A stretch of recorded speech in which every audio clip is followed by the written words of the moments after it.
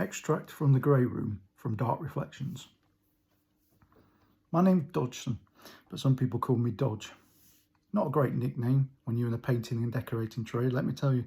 Not a great nickname for doing anything, I'll be honest. I could have been an astrophysicist and still not be taken seriously. I've had all the cowboy jokes, all the dodgy Dodgson stuff. Imagine if I'd been an accountant. Blame my late dad as I followed him into the family business. And I'm not knocking what I do, believe me. I make a decent and honest living, a normal existence.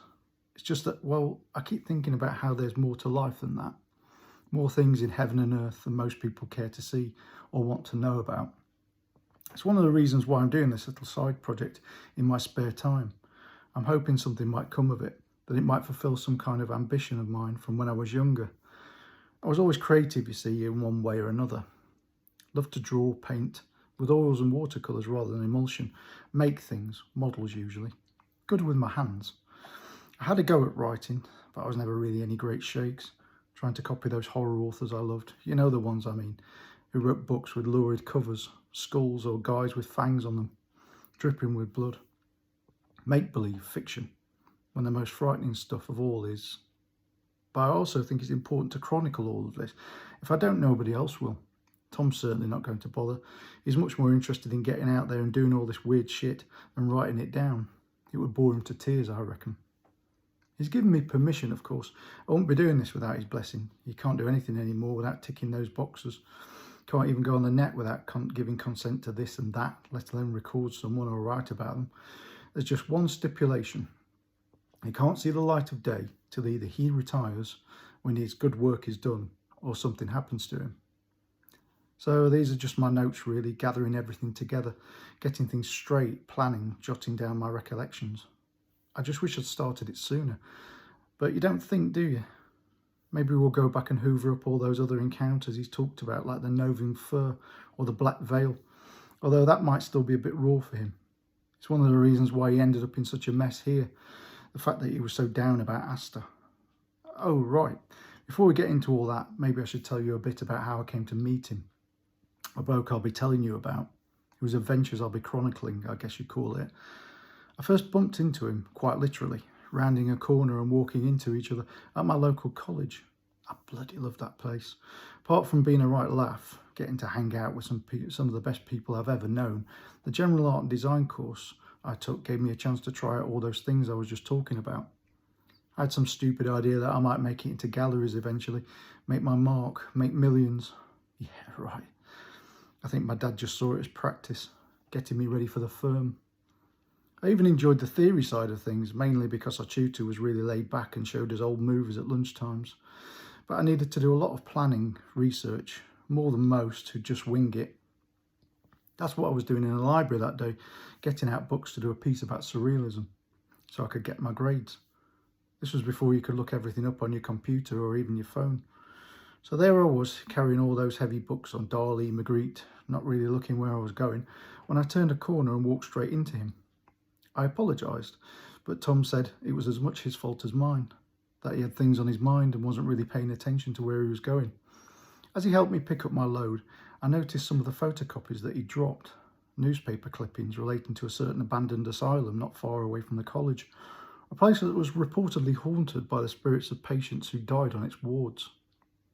I found out later that the head librarian there allowed him access to the archive section in the basement, for a fee of course.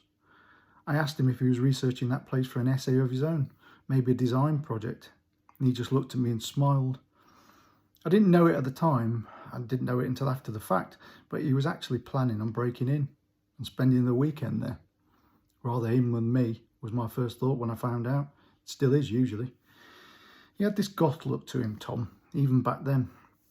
Black trousers, not jeans, never jeans like the rest of us scruffs. Black t-shirt or jumper, black long coat. Wasn't his intention, he always said. He just preferred wearing that kind of thing because it meant he didn't have to think about his wardrobe that much. Like Einstein and all his suits. The same thing every day. Plus it meant that he could blend in when he went out on all those spooky locations late at night in the pitch black. Once I'd met him, I couldn't help spotting Tom around campus. I never did find out what he was studying. He was always a bit evasive about it, but in the end it didn't really matter because he dropped out anyway before he could graduate. I used to see him in our local pubs quite often back in the day. I'd go over and have a few jars with him. That turned into drinks with several of my mates as well, who didn't really know what to make of him at first, I don't think. But they were just as fascinated by his wild and wonderful tales as I was. He was quite the showman back then, quite the storyteller when he got going. He drew a crowd. Often this would go on long after closing time, especially at the Crow, because we knew the lad whose family owned the place, Lumley.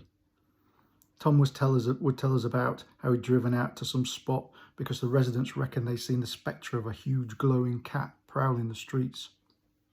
How he'd once spent a night in a cave on the coast and almost drowned, simply because, as legend would have it, the spirits of long lost souls resided there.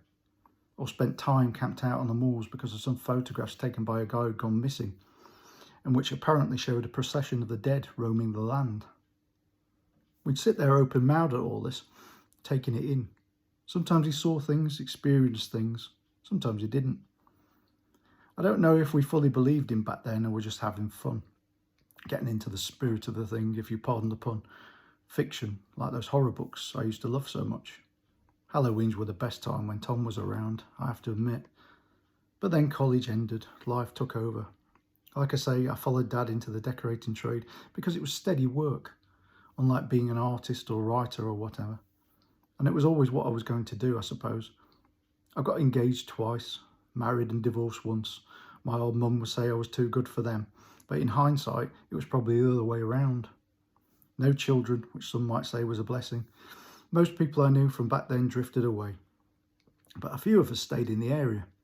I still drank in the Crow, which Lumley took over from his own folks, and I don't think I ever thought about Tom in all that time, in all those years. I can't even remember saying goodbye to him. It was just sort of like he vanished, like a ghost himself, only to crop up on social media, friending me on Instaface or whatever it's called these days. I mean, I knew who it was straight away. There aren't many people with that name. It's even worse than mine. And so I accepted the request. He only had a handful of other friends, none in common, one of which was Asta. But there was very little about them and their information. Very little about Tom himself, actually, but we got chatting as you do. "Hey TC, it's been a minute," I said. "How are things?" He'd always hated that nickname, same as I do mine. Thought it made him sound like that cartoon cat, which in fairness it does. Anything's better than Karnaki though, isn't it? I once asked him what it was, German, Polish, and he just shrugged. Typical Tom.